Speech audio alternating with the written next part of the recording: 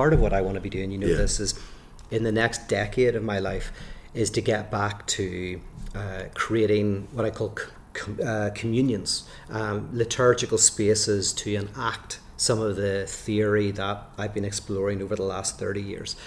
And one of the things I'm doing with Barry is actually trying to also train others to do that. So we actually have a leadership retreat happening in October in Northern Ireland, and that's for people who are leaders or want to be leaders within kind of like congregations, whether that's youth work or pastors or songwriters or worship leaders who want to get very practical about what this liturgy looks like. So that's something that we're going to be working on together. Yeah, that's going to be really interesting, because that's the first time, really. Yeah. I mean, that's always been a thread in whether it's Wake or Spark or any of the things that you've done and I've done. There's always this attempt to try and say, this can live Yes. in places, but the idea of actually having a leadership gathering specifically to help people think through, I think really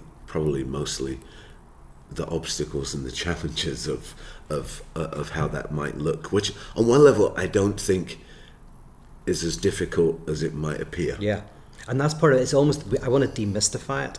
Yeah. That some of these ideas are so complicated, and you've got Hegel and you've got Lacan and you've got like the ideas of the drive and all this, that you go like, oh my goodness, what does it look like to create a liturgy? And actually, once you demystify it, it's not that difficult. And I want to show people how it's done. I mean, if you think about it, every discipline has a theoretical language and then a vernacular language. Yeah. Christianity is no different, and really all it is learning how to use those concepts and then translate them into everyday language. Yes. And I don't think it's that difficult once you understand, the essence of what's being talked about. So that's very much what we're going to be doing in various ways in the next lot of years, working together on that.